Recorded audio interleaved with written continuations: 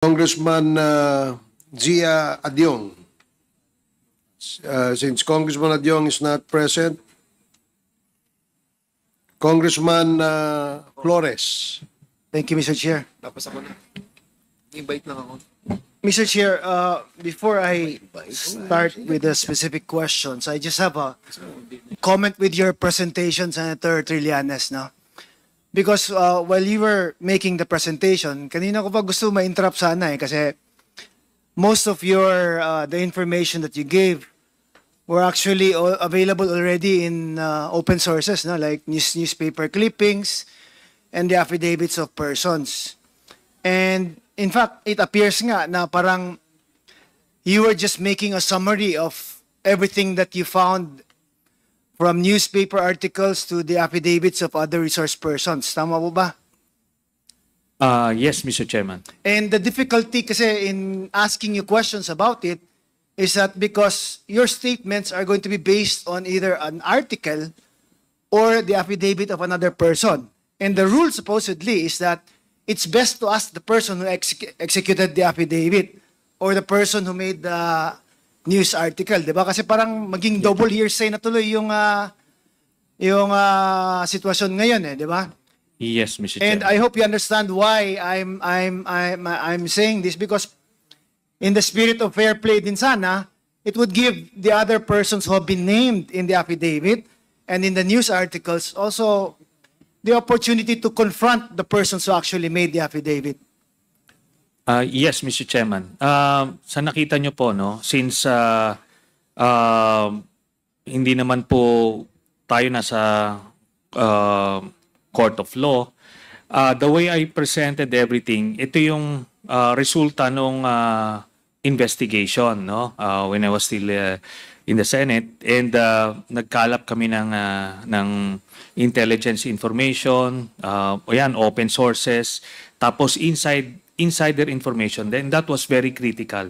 Before namin nakausap si Las Cañas, all of us were susceptible in embracing or swallowing the false narrative of Duterte na talagang galit siya sa droga. And the way he delivers these things, very emphatic na talagang parang kapanipaniwala na galit talaga. But then, here's an insider guy who came up with all of this information. Talagang nag-iba yung paradigm. And ang difficulty namin at that time was how to communicate this new paradigm to the general public, because at that time talagang kontrolado nila yung buong communications apparatus, and yun po ang difficulty. You are referring to Art Las Cañas. Yes, opo. Well, the issue I have with Art Las Cañas din kasi, kasi when he first appeared before the Senate ba yun? Yes. He was saying a different thing. In fact, he Yes. was defending then President Duterte.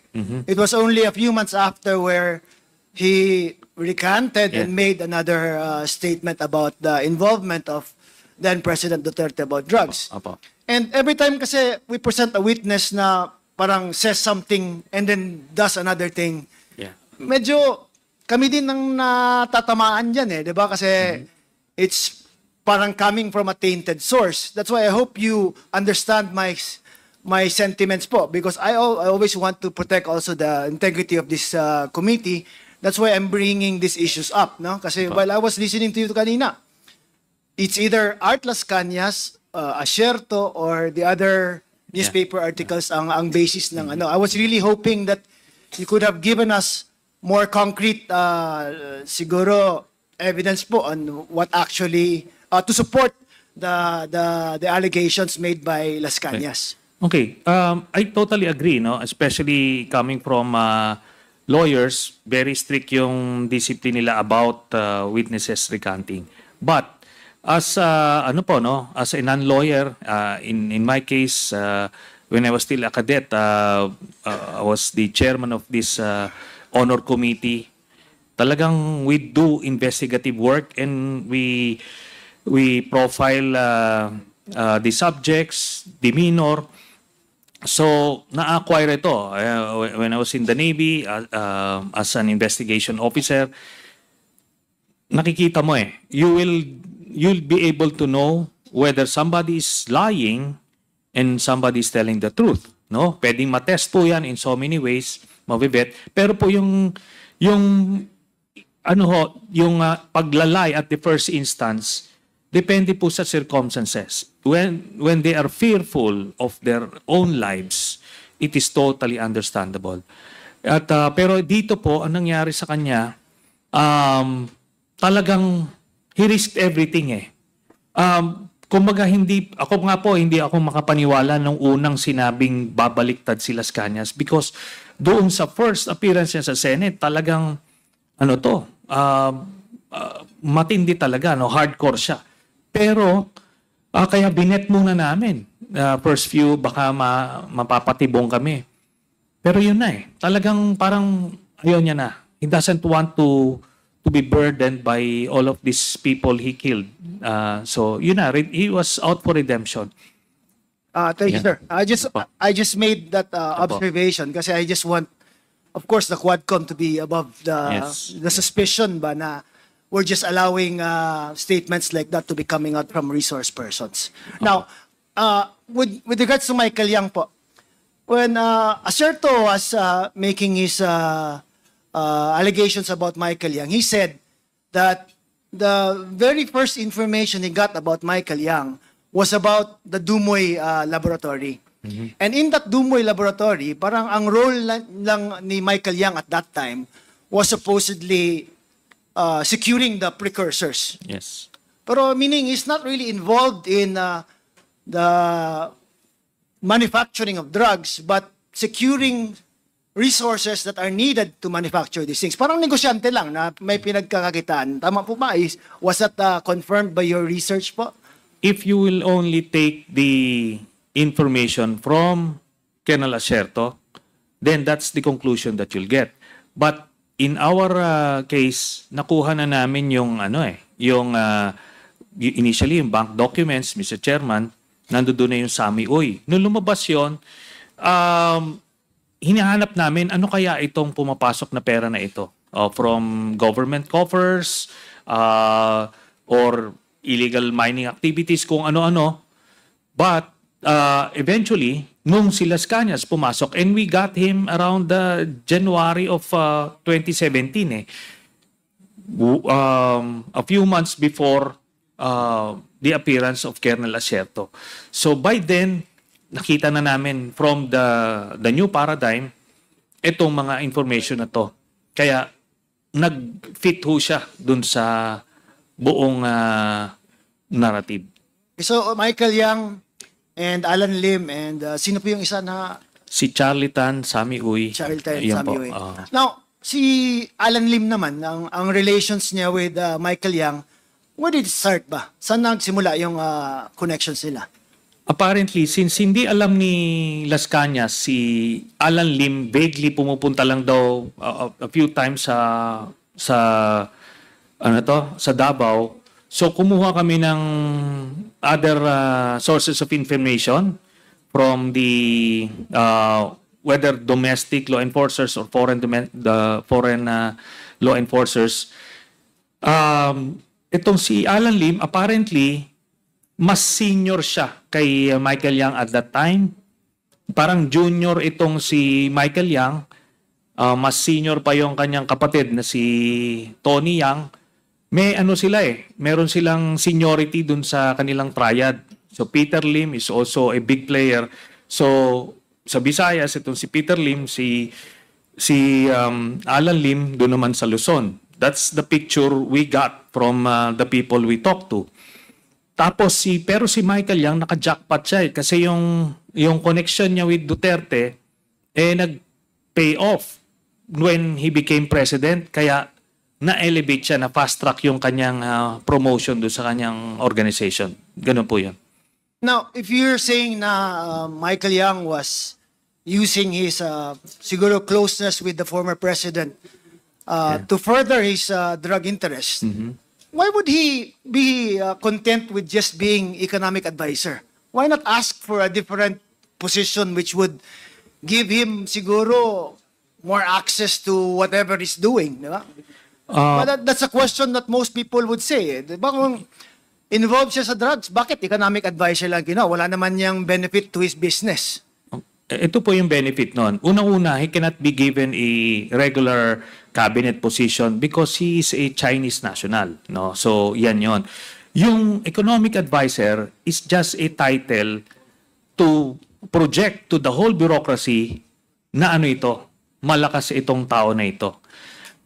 That's going to afford him the protection that that he needs, no? Yung connection do sa network kasi binabout siya.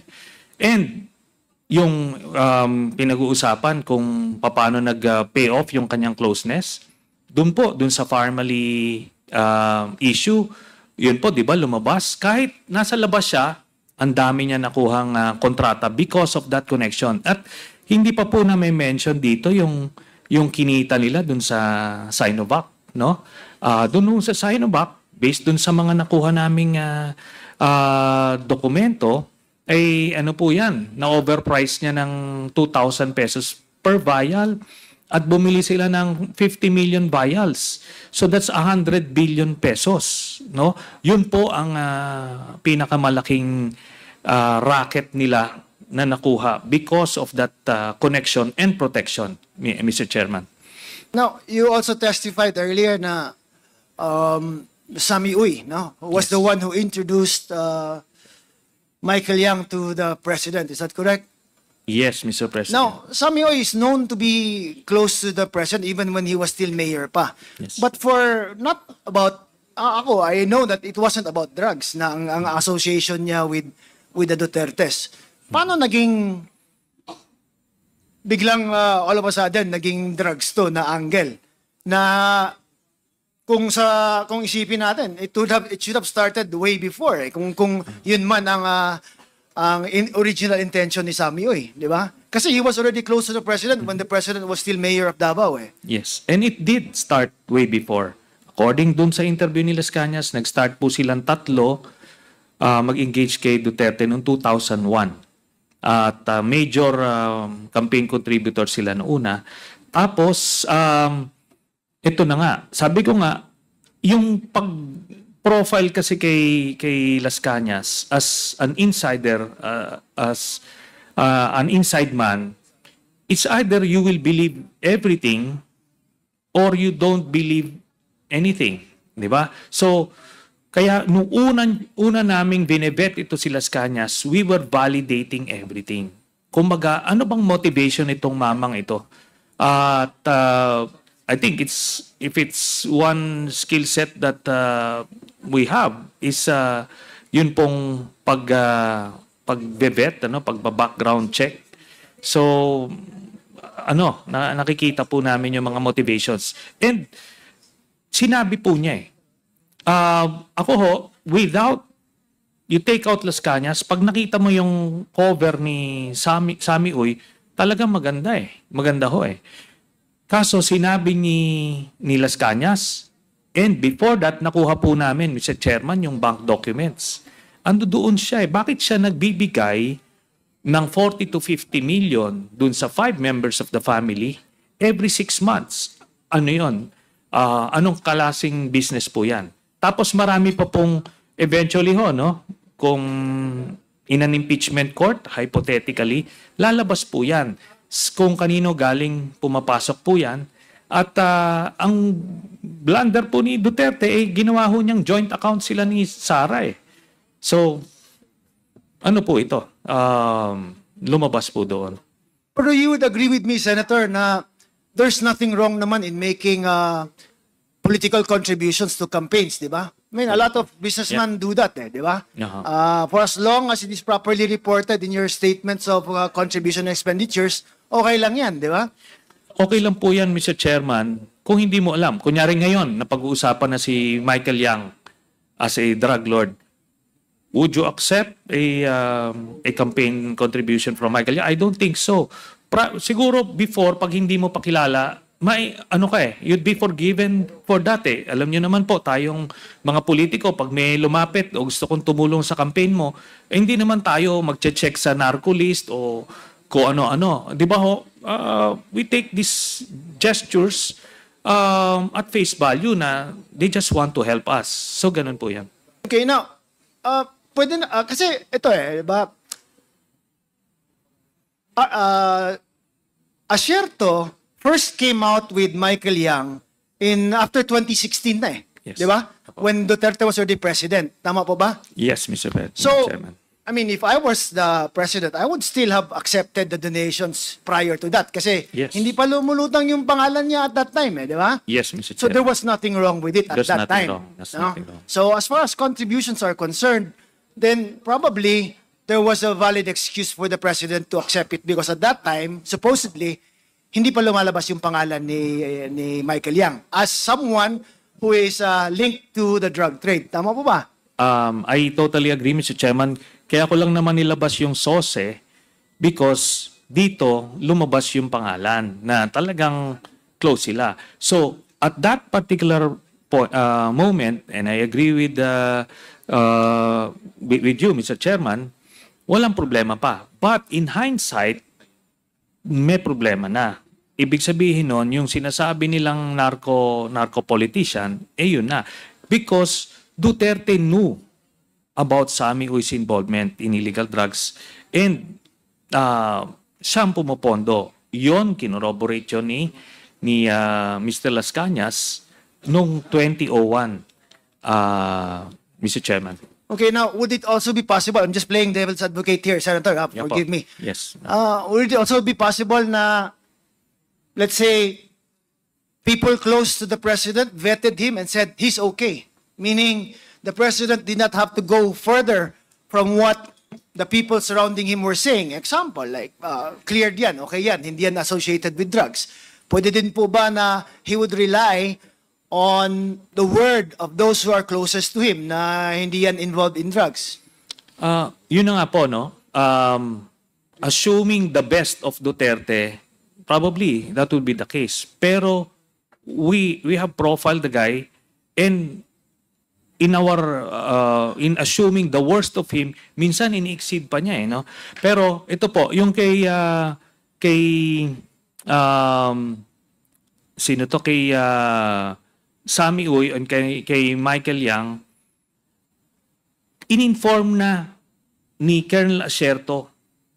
Kumbaga, out of sense of duty, sabihin na nating naive si Colonel Asierto because he believed yung narrative. Namigay talaga siya ng report hoping to precisely yung sinasabi niyo, Mr. Chairman, na ma-clear siya, yung baka hindi alam nung nagki-clear sa kanya na okay yan. Kaso baliktado yung reaction niya Kung totoong he had nothing to do with Mr. Yang, ang gagawin niya nung nakita niya yon, first thing toxic yan, ilayo niyo yan sa akin. Or, kung talagang pinapapatay niya yung mga drug lords, dapat napatay na po yun. Yun po, Mr. Chairman. Now, earlier din, when AMLAC was here, AMLAC said that the documents did not come from them. Yes. Yung pinesent mong bank documents. But in earlier public pronouncements that were also made or also linked to you, you also said that it was AMLAC who gave you access to these documents. No, wala po akong sinabing ganon, Mr. Chairman, kasi that would be illegal. No, that would be illegal. So, ang sinabi ko po, merong nagbigay sa akin ng mga dokumento na yon at chinek po namin in our own ways. So, when we validated it, ginamit namin. I used it as evidence to file a plunder case against Duterte. At yung investigation na yon ng ombudsman, validated yung documents. Kaya po nung sinabi ko kanina, yung open source, sabi po na ombudsman, yun pong nakuha nila na dokumento sa AMLAC matches the contents of my document. Is this si Karandang ba yan? Yes, Mr. binabanggit mo? Chairman. Opo. And he was removed, is that correct? Yes, Mr. Chairman. But then he was removed for other reasons din, Senator Trillanes, di ba? Hindi po. Kasi the primary reason is iniimbestigahan niya si Duterte and they were gaining some headway dun sa investigation na yun and Duterte needed to stop him from investigating, Mr. Chairman.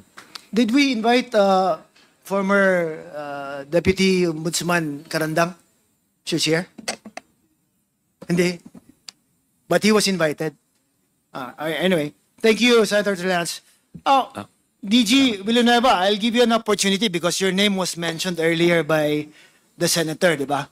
Na you were supposedly, you had a big role actually in parang suppressing the information from coming out, especially linking Michael Yang and other personalities po. What is your comment to that, sir? Thank you, Mr. Chair, for giving me the opportunity. Hearing what Mr. Las Cañas and Mr. Trillanes narratives, seemingly they were lousy storytellers. Una-una, sir. Mr. Chairman, I take exception dun sa sinasabi nito ni Mr. Villanueva kasi early on I was checked by the chairman for taunting pero Okay. I submit. May we remind all the resource persons to refrain from saying, Sorry, Mr. Chair. offending words. Thank you so Sorry, much, Mr. everybody.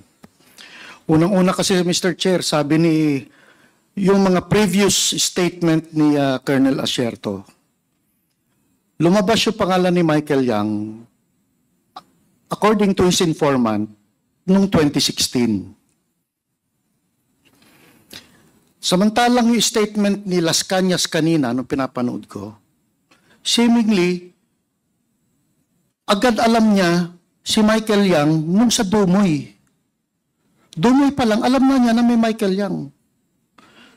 Now, Mr. Chair, for 3 months of our surveillance operation, isang team lang ang kay Colonel Asierto doon, lahat ng team sa PDEA 11.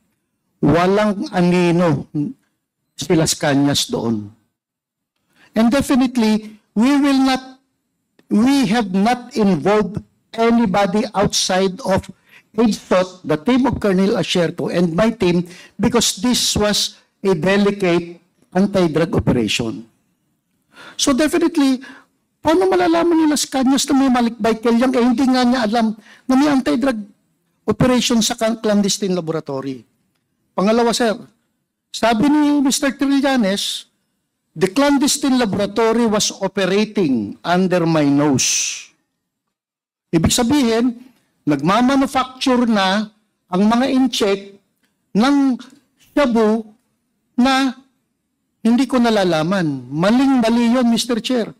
For 3 months, nag-start sila ng actual manufacture December 26. Dahil tuwing gabi, Mr. Chair, nasisilip namin yung ginagawa nila.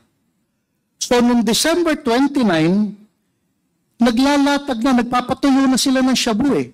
That is, noong December 28. That is why on December 29, nag-apply na kami ng search warrant. Okay, let me cut you off there, General. Sandali lang. You said the surveillance nyo sila for 3 months. Yes, Tama ba? Mr. Chair. So bakit nyo surveillance for 3 months na 26 pa sila of December nag-start production? Mr. Chair, for 3 months, nagse-set up eh.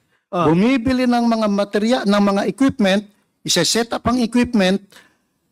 Nung nakumpleto na lahat ang equipment and chemicals na ipasok na lahat sa Dumoy Laboratory, December 26, they start manufacturing. Kaya nga, sir, December 31 yung raid, di ba? Yes, Mr. Chair. So 3 months before that, it would be December, November, October. October. It started October 26, Mr. Chair. October, nag-start na kayo ng surveillance. Yes, Mr. Chair.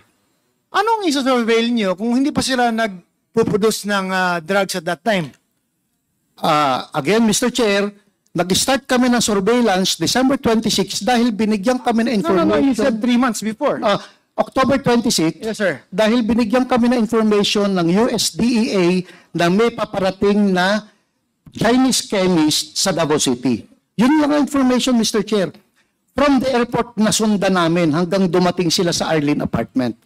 And from there, doon na kami nag-start ng follow kung saan pupunta itong mga to hanggang sa natumbok namin ang Dumoy Clandestine Laboratory. Okay, so the surveillance started because of an information given that a chemist was going to Davao. Yes, Mr. Not Chair. because they were already producing drugs at that time. No, Mr. Not Chair. because the laboratory was already set up at that time. Yes, Mr. But only because of the raw information that a chemist was there supposedly Exactly, to Mr. start Chair. a laboratory. Yes, Mr. That's Chair. why 3 months. Kasi minamatch ko lang di ba? Sa akin kasi, if you look at it, no, parang I hope you forgive me, Yes, Mr. Chair. 3 months before, anong i-surveillance mo kung wala pa nga yung laboratory? And anong i-surveillance mo kung hindi pa nga sila nagpuproduce ng droga na sinasabi natin? Yes. Di ba? That's what led to the raid nga di ba? The production of these drugs. Yes, So, Mr. Chair. Okay, So, continue. dun sa 3 months na yun, sir, nakaka-follow kami dun sa Atdaw na warehouse at dun sa Bunawan na kung saan naandun yung naandun yung air scrubber na malaki, Mr. Chair. They just started manufacturing December 26. So on the third day, nag-apply na kami ng search warrant dahil nagpapatuyo na sila ng shabu. So we applied December 29. We implemented December 31. That is 5 days, Mr. Chair. So, maling-mali yung sabi ni Mr. Trillanes, now they are already manufacturing under my nose. They are setting up the laboratory na ando na po kami. Okay, so sige. Mr. Chairman, Senator Trillanes, just let me finish my questioning with DG Villanueva. So, sir, klaruhin natin, categorical lang na questions and then a short answer also. So, hindi totoo na siguro kinover up mo ang some information to protect some of the personalities mentioned by Senator Trillanes. Like, ano It's not true na you protected or siguro kept information that would link Michael Yang. Wala pong Michael Yang sa laboratory, Mr. Chair. You did not keep information that would keep information about Sami Uy being involved in drugs. Hindi ko kilala yon, Mr. Chair. Hindi mo kilala si Sami Hindi Uy? ko kilala si Sami Uy. In Davao? Yes, sir. Oh, he's pretty popular in Davao, Sa drugs ako sa nakatutok, drugs. Mr. Chair. Okay, okay. But as a Hindi ko businessman, kilala, hindi mo Mr. kilala Chair. Sami Uy. Okay. Hindi mo kinontrol yung information as far as sino pa yung Charlie Tan is concerned. Nababalitaan ko si Charlie Tan na siya yung may-ari ng ET. KTV, yeah. Yun lang, Mr. Chair. But nothing that relates to the drugs. Nothing. Okay. So, again, Senator Trillanes, go ahead, sir. well, una-una, yung nire-refer natin, Mr. Chairman, about all of these things operating under his nose, yung Green Heights Subdivision. Tapos yung sinasabi ni Las Cañas, wala naman siyang sinabing part siya nung team nila. No? If only nakikinig siya doon sa interview, sinasabi niya, nandito siya sa side nila Duterte, dito siya, close in siya dito, nakita niya yung laro at galaw nila Sami Uy, Charlie Tan at Michael Yang. Dito siya sa part na to, tapos binigyan siya ng mission doon sa after nung raid to turn na sila ang magre-receive nung 11 galing sa tropa niya. So that was his first encounter with this guy. Kumaga, to clean up yung to cover up yung ano na nga yun, yung mess na yon kasi umabot na aabot kay Michael Yang. So doon siya, wala siya doon sa operating unit kasi part niya siya nung sindikato, Davao Death Squad ni Mr. Duterte. And ito yan, Mr. Chairman. This guy, ang tagal niya sa Davao, PIDEA, eventually naging Director General siya ng PIDEA.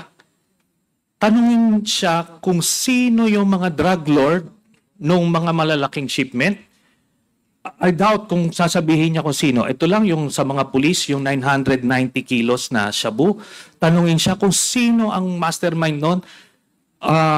Wala ka makukuha ang sagot.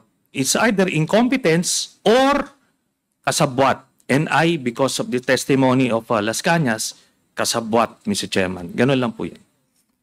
Thank you, Senator Trillanes. Now, you also mentioned, Senator Trillanes, in your testimony, you mentioned Councilor Mola Villera kanina no, na siya yung sabi mong bagman.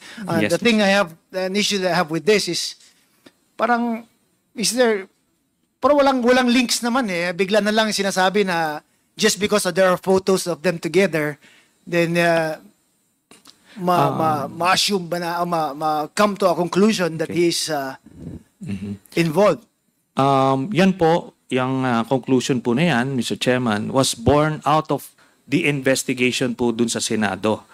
That ito pong si Mr. Mark Taguba and other brokers, kailangan magbigay ng enrollment fee kay Pulong at Manscarpio para maging accredited brokers sila nung pagpasok nila ng mga kontrabado, Mr. Chairman.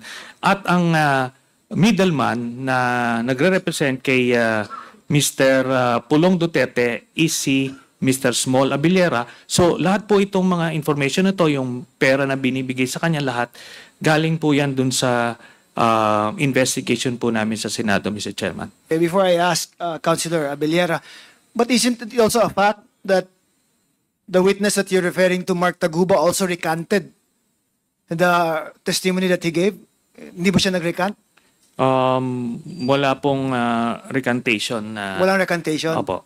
So he's sticking to the allegations that he made of the involvement of some of the members of the presidential family in the previous administration?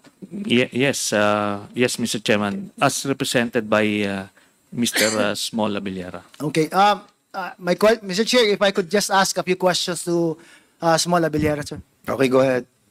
Mr. Small Abiliera, sir. Question lang, diretso na po ang tanong, at saka I hope you give me a straight answer din, no? Kasi kanina nabanggit ni Senator Trillanes that you were acting as a bagman. Is that true or not? It is not. So you categorically deny that you are acting for and in behalf of somebody else as a bagman. Tama po? Mr. President, binanggit lang naman niya ako dahil close kami at that time ni Pulong Duterte. Totoo naman yun, inamin ko yun, alam niya sa Senate. Nagkaharap kami sa Senate niyan. Sinabi ko na yun, sinigot ko na yun siya niyan. Kaya nga hanggang ngayon, wala silang mano sa akin eh. So you were saying that it's at that time, no? Close kayo at that time. Ngayon, hindi na kayo close. Mr. President, it is a known fact in Davao na kalaban ako ni Congressman Pulong Duterte. And would you care to explain bakit kalaban ka na ngayon na dati close kayo? Actually, hindi ko rin alam, Mr. President, kung bakit eh. Pareho lang din yan, hindi ko alam kung bakit. Bakit ako ginadamay ni former Senator Trillanes, in which hindi ko naman dininay sa kanya, sa Senate, na nagkita nga kami ni Mark Taguba. Pero ginasabi ko na wala akong involvement din dahil nahindihan siya, alam niya yan eh. Alam niya nung nagkita kami, na sinabi ko na nagkita kami nung Jack, a certain Jack, na hindi ko siya pakilala, nung pinakilala sa akin yan, alam nila na hinindihan ko na sila eh. Kaya hanggang ngayon, wala silang madikit sa akin. So, pero ito yung allegations na close kayo and you're acting as the front of members of the former administration's family, di ba? And you're categorically denying it. And now you're also saying na ngayon hindi na kayo close kasi all of a sudden you just stop being friends, but you also don't know the reason why. Tama po ba? Hindi ko alam, Mr. President. Kaya hindi ko sinasabi ko nga ulitin ko man.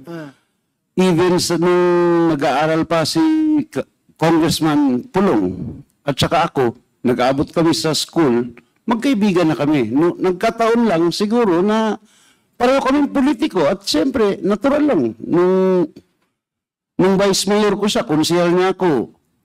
Kaya, actually, Mr. President, kung pagbigyan niyo lang, lahat ng pictures na gina-present dyan ni ni Senator Trillanes, is mga affairs yun sa city. It's either piyesta sa city, Kadayawan, Araw ng Davao, natural lang yun, kaibigan kami. So, vice mayor ko siya, konsehal ako. ang sinasabi mo, you appear in those pictures because of your position as councilor and the position of Congressman Pulong Duterte as vice mayor at that time. And as a former close friend. And as a former close friend. Okay, I just tried to give you the chance to explain also because your name was mentioned kanina ni Senator Trillanes. Thank you, Mr. President. All right, so Senator Trillanes, of course, is a categorical denial on the part of Small that he acted as such, for for Congressman Pulong, di ba? And other than insinuations kasi or allegations from Art Las Cañas, do you have anything that would show remotely man lang that he actually acted as such? Si Small Abiliera? Hindi po galing kay Mr. Las Cañas. Kanino Mr. po Chairman. nanggaling, sir? It was again born out of the Senate investigation, during which time si Mr. Mark Taguba mentioned or narrated yung events na yon na nagbigay siya ng pera. Hindi ko naman ho kilala personally si Mr. Small Abiliero. His name was mentioned during the narration of events by Mr. Mark Taguba. So again, it's about weighing or profiling kung sino ba sa kanila ang nagsasabi ng totoo based on motivations. Ito lang, Mr. Chairman, kasi ini-include ko tong si Mr. Abiliera dun sa drug smuggling case nila Pulong. Ito yung facts. Meron pong 6.4 billion pesos sa bull shipment na pumasok. Okay, pumasok, pero wala hong drug lord. Ang na-convict ay yung broker at yung isang middleman, yung Kenneth Dong, who have, both of whom do not have the capacity to import these things. Then you have information from other sources that it's Manscarpio and Pulong Duterte na kumokontrol nung importations at that time sa Bureau of Customs. Tapos, ito pang naging testimony ni Mr. Mark Taguba. Kumbaga, hindi ko po ito, Mr. Chairman, ginawa lang sa aking kathang-isip. Kung hindi, ito ang resulta po ng investigation, Mr. Chairman. Okay, thank you, Senator Trinas. Now, Mr. Small Abiliera, you testified earlier that you also know Mark Taguba, correct? No, Mr. You President. met him, sorry. I met him when he went to Davao because he wanted to be introduced to former Vice Mayor Pulong Duterte. Because you only wanted to be introduced. Yes, Because- to a certain Jack, Mr. President. He was with Jack, which I knew before Mark Taguba. Okay, not because you had any business with customs. We're friends at that time, Mr. President. It is a known fact also in Davao. Just answer my question, Small, Mr. Chair. Ang tinatanong ko lang is, ang pagkakilala mo or when he was introduced, Mark Taguba was introduced to you, it's not because you had any business with the customs. Wala naman. Wala, Mr. It's not President. because you were importing anything through the customs. Wala naman. None, Mr. So President. there was no need for you to know Mr. Mark Taguba, who was then acting as a broker. Tama po ba? At that time, Mr. President, hindi ko siya kilala broker. Hindi ko, wala. Yung Jack, Mr. President, ang kasama niya, which yun ang nakilala ko before him. So all the circumstances about you meeting with Mark Taguba had nothing to do with him being a broker with the customs. Wala. None, Mr. President. I don't know him. I'm not involved dun sa mga pagtransaksyon sa and that's why, kaya siguro ako naimbitahan dito dahil pati yung katabi niya, Mr. President, ginadamay ako. Okay, so, nawala tuloy ako. Anyway, ang purpose niya is magpapa-introduce sa Vice Mayor. Yes, So, hindi, at that time. hindi nasali sa usapan ang trabaho niya as broker, hindi nasali sa usapan ang capacity niya to import things. He just want to be introduced to the Vice Mayor then. Okay. Thank you, Mr. Abiliera. Thank you, Mr. Chair. Okay, so we'll be recognizing the next interpellator. But before we proceed, the chair would like to present something kasi meron pong lumabas sa media about dun sa quad media. Siguro ilabas lang muna natin para at least we'll be inviting this person. Kasi po ay sinasabi dito that itong si certain Richard Lim, the Pogo Lord, siya po yung Pogo King, the Pogo King Quadcom won't touch Siguro pakita lang muna natin to sa ayan. So lumabas po sa Quad Media na bakit daw hindi natin iniimbitahan tong taong to samantalang ito daw po yung King of Pogo. Mr. Chairman, hindi ko kilala tong taong to. I don't know sa ating pong mga kasamahan, but I think because of this, we will be inviting over this certain Richard Lim na siguro alam to ng PAOK, no? But I think we have an address in here. So this certain Richard Lim must be invited in the next Quadcom hearing. So yun lang ang gusto kong iparating sa members of this Quadcom hearing. So the next interpellator will be Kong Suwan. You are the next to interpellate. So Kong Suwan, you are now